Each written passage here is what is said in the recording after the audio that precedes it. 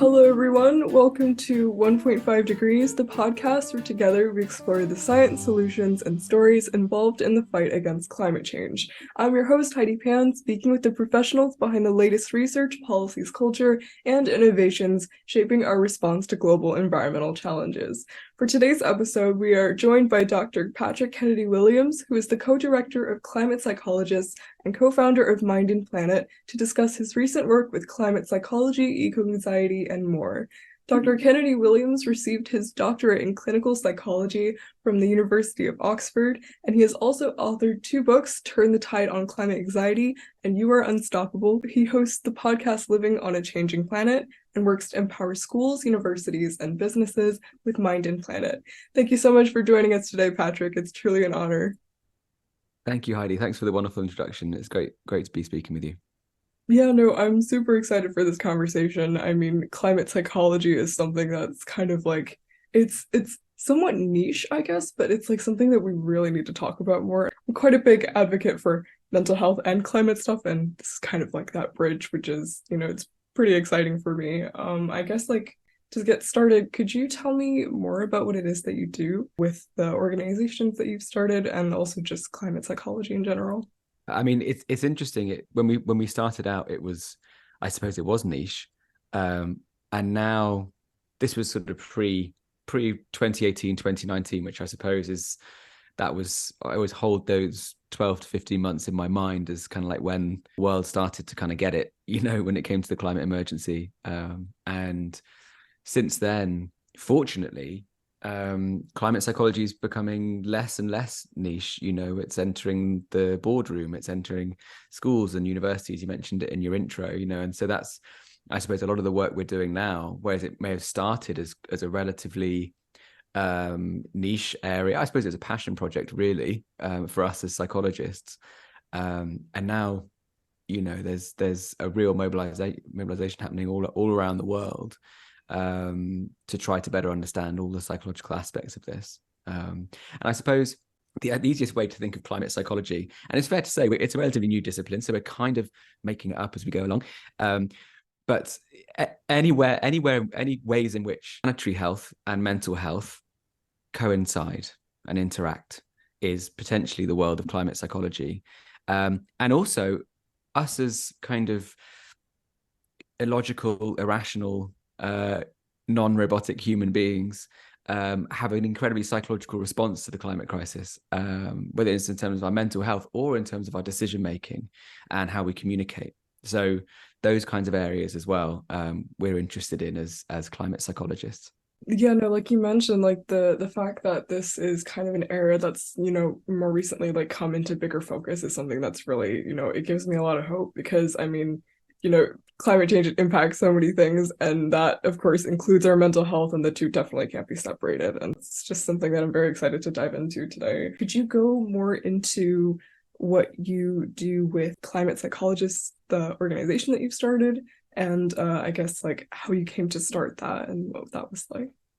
Yeah, so I would, consider myself a sort of lifelong environmentalist of sorts, and was, as you mentioned, did my training in Oxford in clinical psychology, which is very sort of concerned with mental health. That's our kind of key area, and our training is always in sort of hospitals or community mental health teams, that kind of thing. And a couple of things happened at the same time. Again, this was pre-2019. This was in 2017-ish. The first thing was somebody came through my door. They opened the door, they didn't walk through the door, who's a climate researcher. And he basically sat down and described climate anxiety to me. Mm-hmm. And he said he painted a picture now that is, we're seeing more and more around the world where the stark realities were punching him in the face, basically, and he was finding it really difficult to continue his work. And it's spreading into his social life. He wasn't sleeping well. He was struggling to enjoy the things he usually would enjoy. And we were kind of sitting there, he and I, and we sort of I kind of said, well, I'm not really sure there isn't really a book on this, and we don't really know how to help. There was this emerging field of environmental psychology, conservation psychology, but it certainly hadn't entered into the therapy room really at that time. And it certainly wasn't part of my training. And so he and I sat down and sort of thought for a while about like, okay, what are we going to do here? He'd had some therapy in the past for, anxiety more generally. And so we started to kind of create this sort of therapy together really. And we kind of quite quickly realized that he's not going to be the only one around the world who's going to be experiencing this. And as the climate crisis rolls on, he understood the science, of course, predicted that this was going to get bigger, more widespread. And fast forward incidentally to now, and he and I run this podcast together that you mentioned. So we went from kind of therapist client to collaborators to now, we're good friends. He's gone on to do amazing stuff that he's too modest to tell anyone about in the podcast. So that happened. And then around the same time, so I was working in the health service here in children's hospitals. And a big part of my job as a psychologist working in an acute hospital was basically having difficult conversations with people, usually families, around topics that they would rather not be having to think about, let alone act on. Whether it was acute illness, chronic illness, going in for a surgery, right? These sorts of things, decision-making around surgeries, really, really difficult. We always described in the hospital, we always described the work we did as like supporting ordinary families facing extraordinary circumstances, right? That was how we always thought about it. And also we were doing a lot of support with staff there who were essentially kind of riding the wave of burnout, on the front lines of the healthcare system here. And we suddenly realized that once we sort of started dipping our toes into the world of climate psychology, working with more people, whether they were climate environmental activists or climate researchers or parents who didn't know how to talk to their kids about climate change, whatever it was, there were just, and staff teams, there were just time and time again, I'd see these parallels between the work we were doing in the hospital and what the needs were of the emotional needs were for people facing the climate crisis. So at that time we were like, okay, we've got to formalize this somehow. So we started Climate Psychologists. And then 2019 happened, and then, Greta Thunberg stood outside the parliament, and all of a sudden there was the globe. We talk about 2019, as I'm sure you're aware, it's like the watershed year, right, of global climate awareness. There's tons of research to back that up, looking at that particular time. And then we became really busy, because everyone was suddenly confronted with, impossible truths and being told to do things, make changes to their lives that they couldn't make, or, and all of a sudden the climate crisis was already playing out, around the world. And we became really busy at that time. So 2019 onwards, and when we started out, we figured, well, we'll write the books and we'll run workshops for people who are experiencing climate anxiety, right? And workshops for parents who wanted to know how to talk to their kids about it.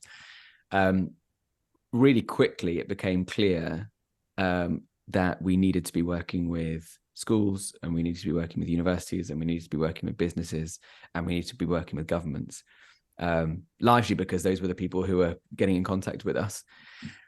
So we kind of grew from there, and a lot of the work ended up being supporting institutions, developing a better infrastructure of support for climate well-being.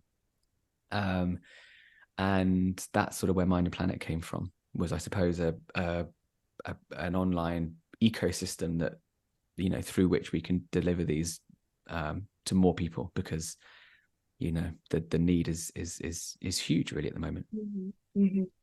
Yeah, no, and it's kind of like, bittersweet is definitely not the word that I'm looking for. But it's kind of in that way, because it's like, on one hand, more people are becoming aware of this global issue, which, means more people can take action to, solve it. But that kind of, it seems to be, inevitable that, when people kind of like take on that new information about climate work, there's an onset of eco-anxiety there. And I definitely want to go into, I guess, like how we can, spark climate change awareness without, sparking that anxiety as well. But I mean, before we get into that, like also the aspect of, you working with institutions and businesses and governments that are coming to you, that's really interesting. I know that mental health like industry itself, ever since the pandemic, it's already been, quite like overrun, I will say, like in terms Yeah. of yeah. And so the fact that it's like eco anxiety is kind of something that would be experienced by a lot of people. And also like, by varying demographics and whatnot, which I also want to go into later. But Yeah. that is like it seems like very, I guess, like smart to go about it in the sense of group resources and resources that might extend beyond like one-on-one therapy, which is important. So I guess like what are your thoughts on that? Yeah.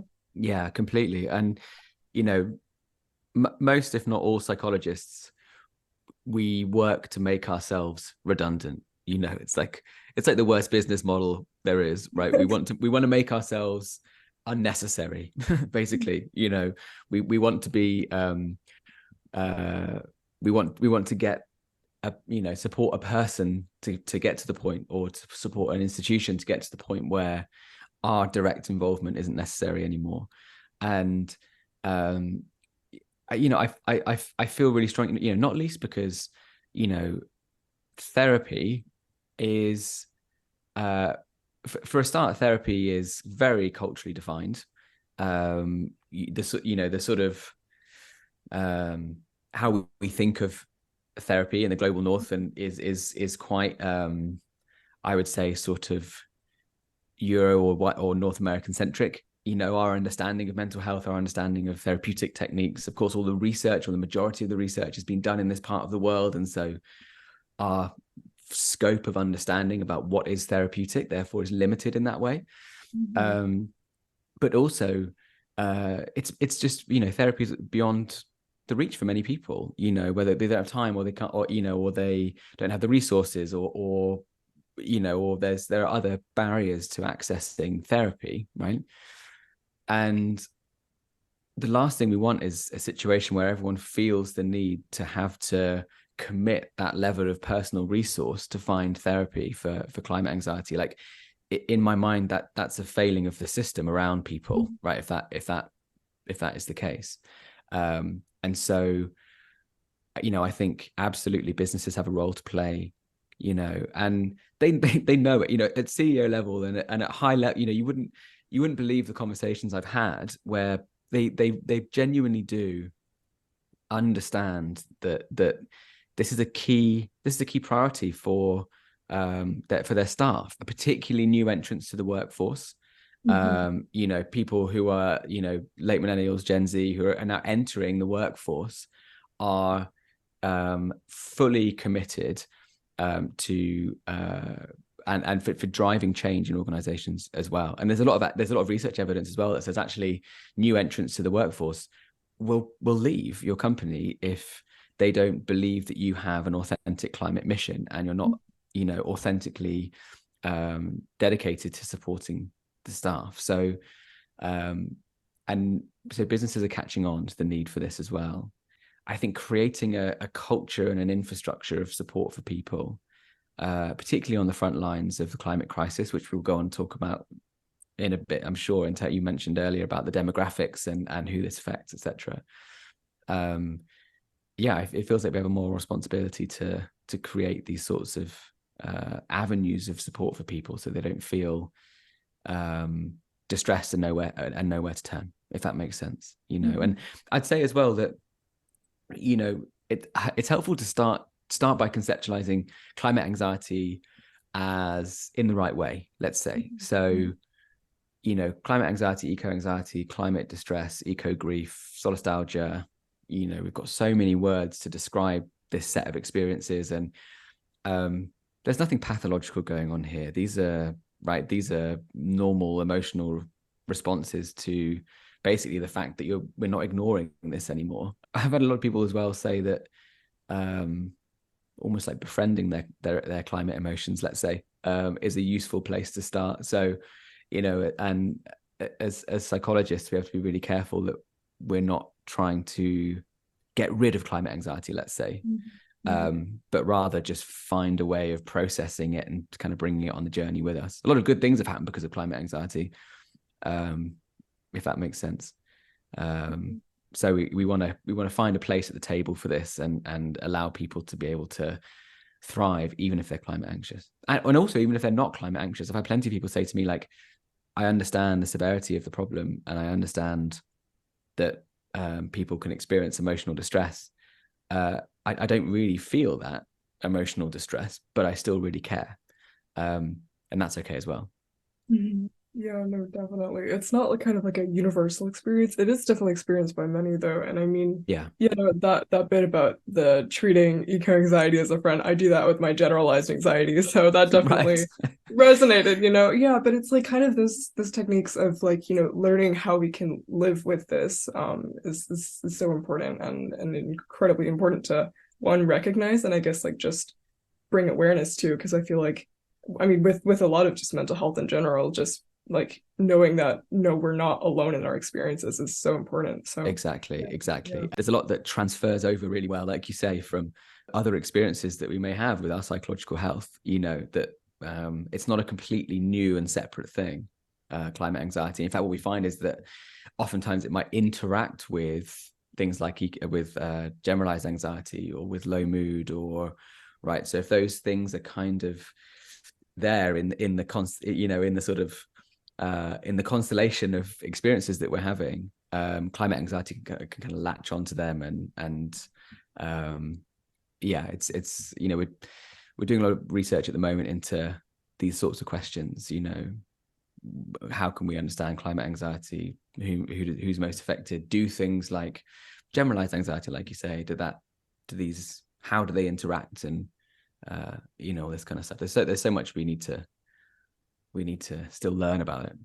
Yeah, no, I definitely want to go into like your research that you've done. I mean, I've read a few of your publications actually, and just like the talk about how there's definitely more demographics that seem to be experiencing this at a like a higher rate than others. And also it seems like, you know, I think I mentioned this before, but just the more people seek out climate information, the more there kind of seem to be like that kind of correlates with the eco-anxiety they experience. I guess I kind of want to go into like how this varies by demographics and I guess other insights from your research that you have.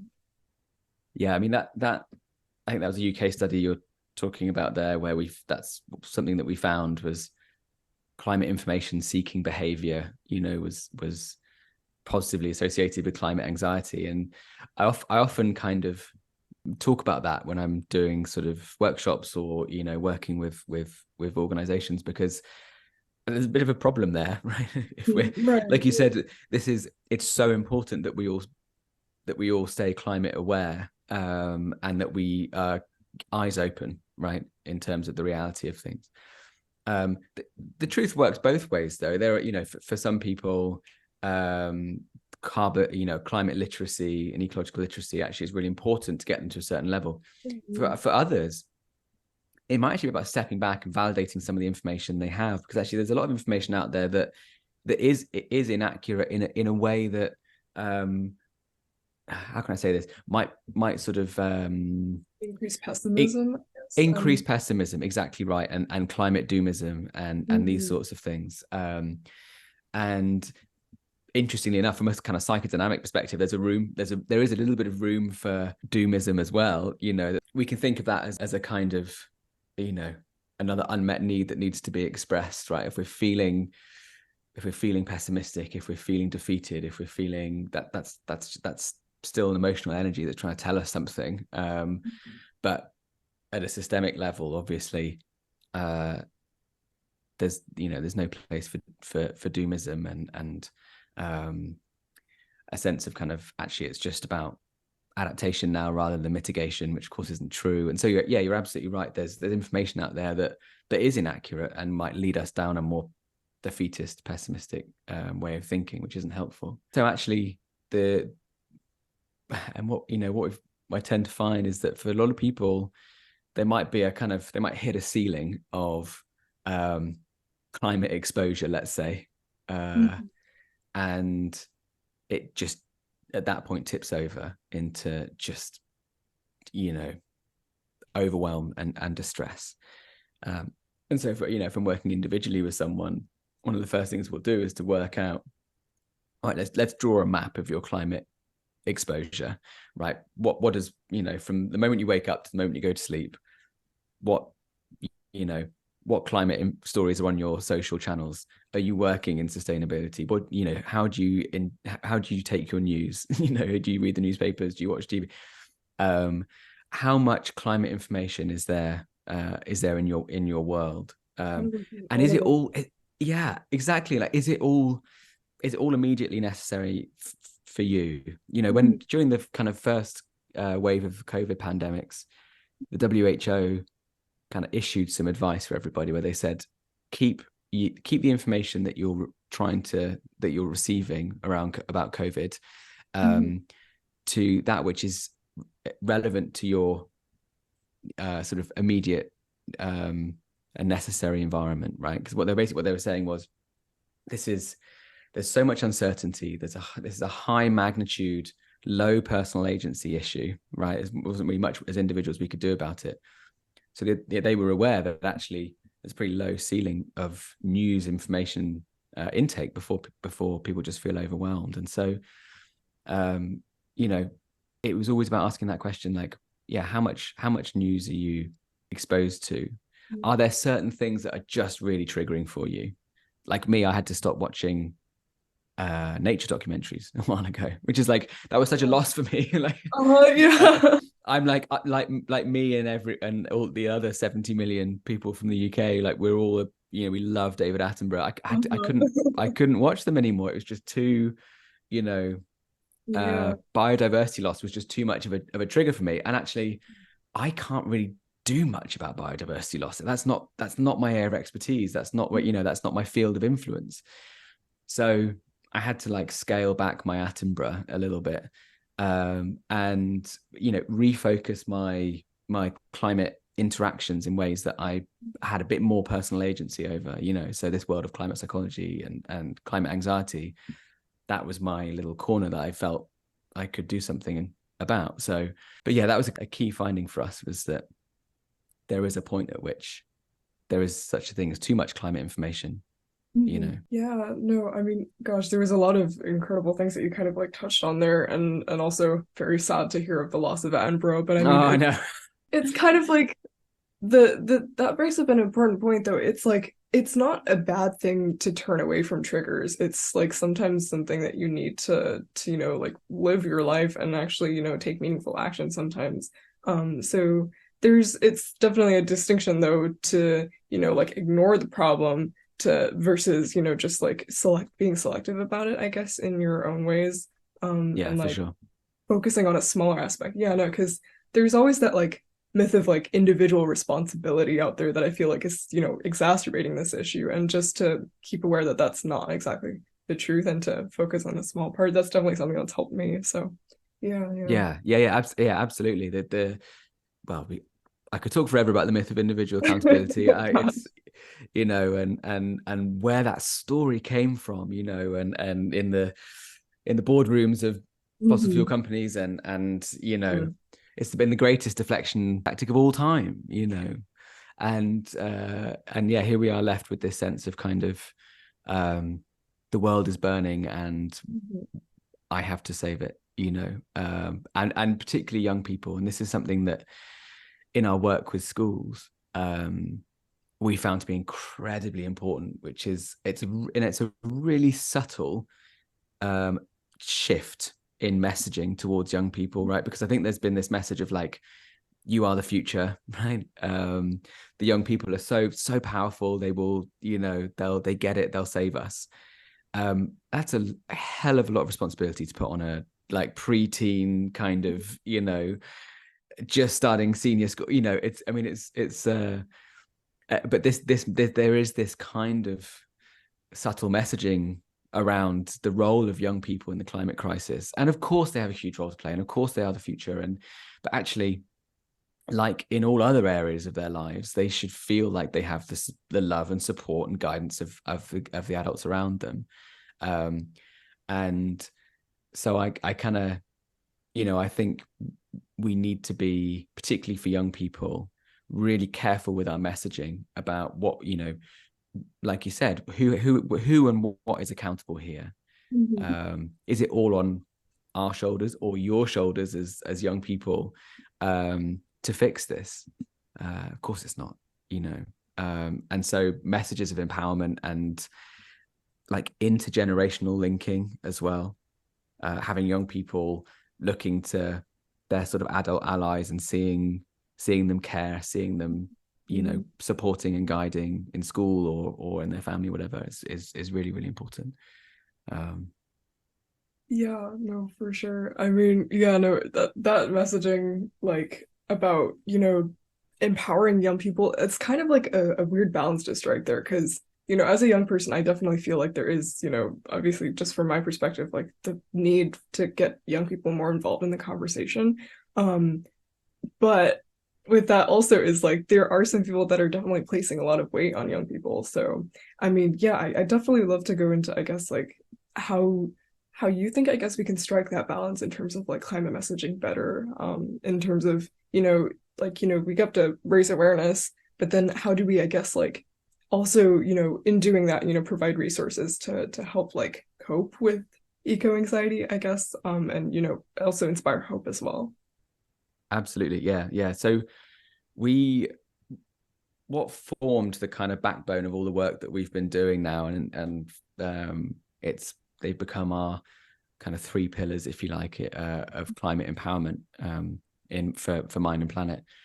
Are We've kind of touched on them all actually. The first is awareness, right? So we've gone there today. We've thought about like the need for everybody to have a certain level, a certain working knowledge, of what the climate crisis means at a planetary, at an ecological, at a human systems level, right? What it means to be, um, uh, the sort of pre-existing injustices that are kind of inherent in the climate crisis globally, and there's a huge amount to be aware of, right? Rather than just the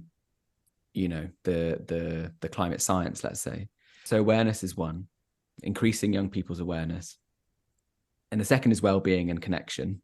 Uh, so I've just heard so many stories, of across all ages, primary school, secondary school, university, right? Like new climate science or geography graduates or sustainability undergraduates saying, I sat down in that lecture theatre and I had no idea, and it was just delivered to me like bang, and I was terrified, right? Because I didn't know what to do with that, and there wasn't really a conversation there about like, if this is affecting you, then here's what you can do. I think that's changing slowly now, but for a lot of people going through that learning process, it wasn't there. And so embedding and kind of normalizing, the psychological aspects of all of this, like you said, linking out to support, encouraging local community-led initiatives of support for people, and connection being a part of that. Mhm. And then the third pillar is action. um, and I think we were probably a bit gung-ho when we first started Climate Psychologists. We were like, anxiety to action, right? That was our like tagline. And I've seen Um, that. I've seen some variation of that around, climate anxiety is climate action. And I think what we've come to learn since then is, firstly, you can take all the action you want, you might still experience climate anxiety. mhm. And so again, climate anxiety isn't something to move from. And secondly, actually, if we dive straight into climate action and sort of negate the need for the balance of climate awareness and fact checking and all that kind of stuff, and if we negate the need for systems of well-being and community around us, then action in and of itself, probably isn't going to do much in terms of distress. Mhm. um, so we've come to realize all these nuances. Also, there's a great study last year that found that collective action, Oh, yeah. uh, have you seen this, right, is a much Yeah. better buffer, Mhm. against climate anxiety than individual action. So the community element is such an important piece of this. It's when we're sharing our experiences, and it's when we're taking action together that we're our most effective and climate impactful, but also from a sort of emotion regulation perspective, that's far, far better than trying to do it all on ourselves, on our own.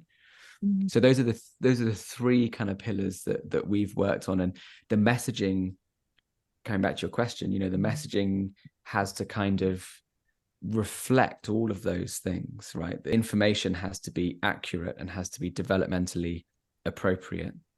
And particularly for young people, giving them an opportunity to, the best question you can ask young people is, tell me what you know already. Mm-hmm. Right? Tell me what you understand about this, because there might be all kinds of kind of magical thinking and kind of, 2 + 2 = like banana. It could just be completely inaccurate. And so you can do bits of kind of correcting that way. Also, weaving in all the climate emotions stuff and like I said, normalizing those experiences, and then always making sure that there's some sort of action focus that people can latch onto and kind of take with them. That like I mentioned earlier, something that gives people a sense of their own agency at a local level, or or whatever. But you're right, it's the messaging is it's tricky to navigate. And when we were doing, say for example with schools, we were writing teacher guides and lesson plans, right? A sort of climate education curriculum that includes all of those aspects. It's not easy to do. You're walking a line, and I think the reality is something less than 5% of teachers feel confident teaching the climate crisis effectively. Right. And a high number of them are experiencing their own climate anxiety. Right. And so as a result of that, it's the safest thing to do is to avoid the subject at all. Which of course isn't where we want to head. I come from New Jersey, which recently has kind of had this, I guess, mandate of including climate change in curriculums. But with that has come, some teachers feeling like they feel inequipped to be able to teach this properly, and Right. to be able to support students in response to that. So just like focusing on that community aspect is so important. Thank you for highlighting that. Yeah. And we've seen so many times climate education obviously is a real buzzword at the moment, and it's a pet peeve of mine that it's so seldom includes the kind of psychological well-being aspect. So we're getting there, but there's more to it than climate science, I guess. Is the thing. Sure. There's a long way to go, but I mean, definitely it's definitely made me hopeful to see the improvements, and especially the work that you're doing with Mind and Planet and the resources in that. I guess are there any, I guess, and also just before we start too much away from this, the aspect of messaging that's different for different demographics, to tailor it to that and meet them where they're at, that's such an important thing. I think you have a book coming out soon. Is that targeted towards the younger demographic? And I guess I'd love to go into that a little bit too. Yeah, it's out now actually in Europe, Okay. North America, I think as well. Yeah, you are unstoppable. So this was fun to write, actually. Writing directly for 9 or 8 to 12-year-olds. I actually have a 9-year-old and a 10-year-old myself. So you'd think it would be easier for me. But it turns out talking to or shouting at a 9 or 10-year-old is very different to writing for them. Right.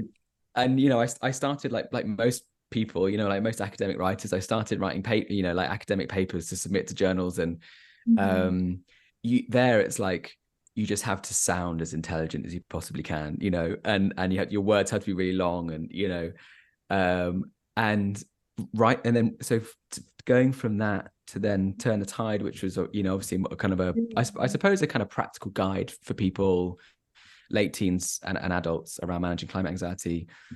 That writing had to be very different. And then You Are Unstoppable, writing for kids, was we had to road test a lot of the writing on our own kids, and just, do you understand this word? Does this make sense? What are we trying to say here? And it takes all the kind of pretension and ego out of writing, because you're not trying to sound clever. You're just trying to write a way in as pure a way as possible that the audience can understand. Also writing about, one of the things that was really important to us with You're Unstoppable was that we were covering, like I said, the human aspects of the climate crisis and the intersectionality of it. And, writing, explaining words like marginalization, describing what MAPA is, what MAPA regions, what it means to be a more affected, people or from a more affected area, and trying to ground that in some sort of contextual historical thinking for that age group again was a challenge. But again, we wanted to have those three pillars in there. So we wanted to make sure that young people were aware of climate change as a global issue and as a humanitarian issue, as well as starting the conversation about climate emotions and what those are, and you just starting to get, doing a little bit of emotional literacy for young people. We're really lucky in the UK, and I think the US and Canada and are likewise, in the sense that there are really good emotional literacy programs now that exist for like primary school age kids that just didn't exist at all when I was in school. It was very opaque mental health when I was growing up, and it's been a joy to write now a book about climate emotions at a time when actually a lot of these kind of ideas are already in the classroom anyway. So it's not a huge leap, for young people, their teachers and their families to kind of start communicating together in this way. And then of course there's the kind of action elements and getting young people and their adult allies, parents, teachers, etc., on board together to be thinking about what they can do meaningfully to have an impact. So, and we've also turned that into lesson plans, etc., for primary, middle school kids and their teachers as well. But yeah, it's an interesting group to write for. But it was good fun.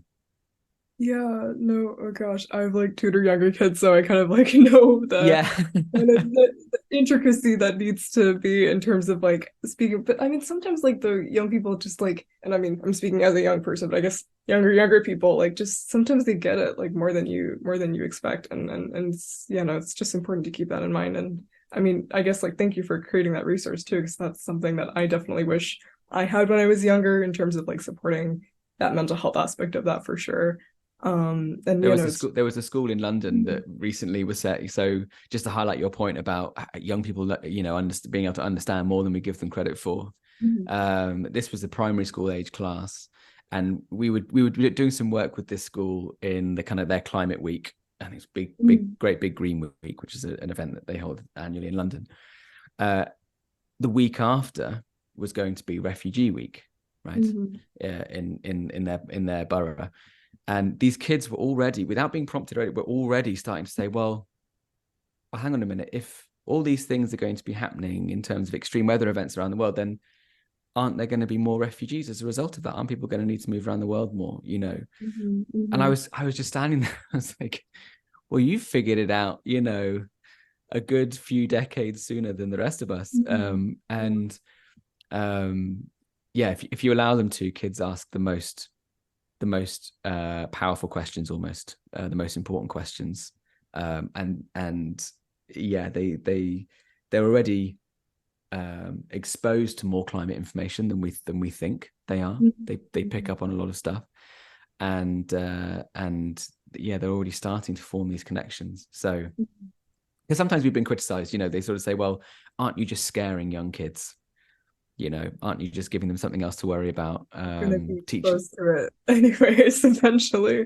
Right, exactly. And I think coming back to the point about the messaging being really important there, because of course we could go into a school and completely overwhelm all the kids if the messaging wasn't right, and that would be ethically totally irresponsible. But the fact is that it's already on their radar. And we originally thought we were just going to need to do, our involvement would be with secondary schools, and quite quickly, primary schools were getting in contact with us and saying, no, we need this as well. So well, I personally believe that far from creating a new problem for young people to worry about, we are hopefully empowering them in a more meaningful way to be able to respond to something that they're already conscious of. Definitely, yeah, and just being able to support them, and that it's not like you're triggering something. It's already there, best to support them. And I hope so. I hope so. Yeah, no, I mean it'll definitely be different for everyone, and I guess like I also want to go into just like any resources and advice you would recommend people refer to on their own in terms of like how to manage their own eco-anxiety if they're listening and experience something like that. Yeah, absolutely. I mean, the wonderful thing is now there are so many more community-led initiatives than there were when we first started all of this. Climate cafes are oftentimes a really good introduction for people if they're just starting to kind of explore kind of climate emotions, or if they are feeling distressed or overwhelmed. This is something that you can go and talk to your GP about, or your physician. This is something that you can, if you have a therapist, this is something that you could and should mention in therapy. If it's affecting your work, this is something that you can speak to your boss about. I think it's important we get to a point where we understand actually this, whilst we're non-pathologizing in our understanding of climate anxiety, it can wreak its own form of havoc on our lives, and so we should treat it like we do any other thing that's affecting our mental health. In Europe, there are really active groups, the Climate Psychology Alliance, Planetary Health Alliance, and the same in North America, Canada as well. It's always so conscious that so much of our thinking around this is, again, it's so global north, and a lot of us around the world now are really trying to kind of redress the imbalance around the resources that are available locally, and like I said, community-led initiatives, particularly because oftentimes people in areas that are more directly affected by the climate crisis, actually they might have to rely more on kind of North American centric initiatives. There's an amazing I suppose research program and a group of psychologists and researchers across the African continent who are driving a program called the Eco Anxiety in Africa Project, and we're seeing these kinds of initiatives cropping up more and more globally. So I would say do look out for things in your area. You might find yourself surprised actually by kind of community-led programs that could exist. But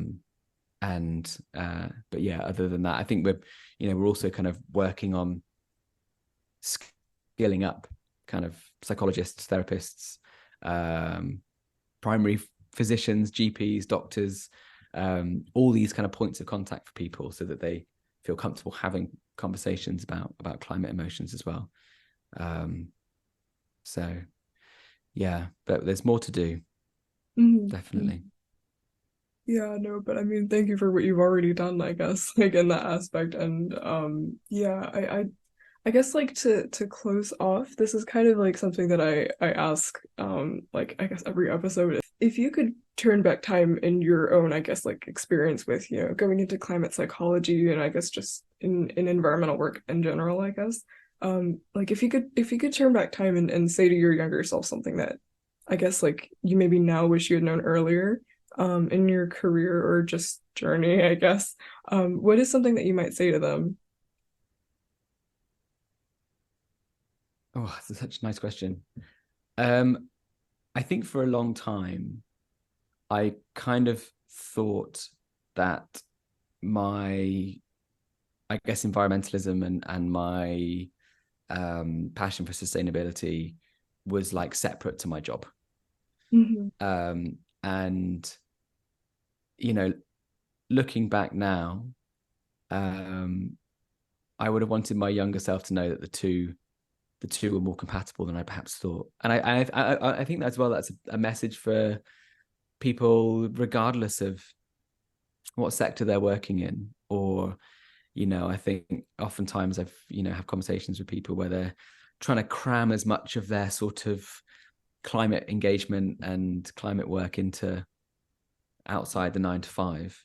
And I think that has to completely change. I think you stop thinking of sustainability as being like a sector, right? Oh, I work in the sustainability sector. I think we start thinking about, and in fact, in fairness, we kind of already are to a large degree, thinking about how sustainability needs to exist within the work we're already doing.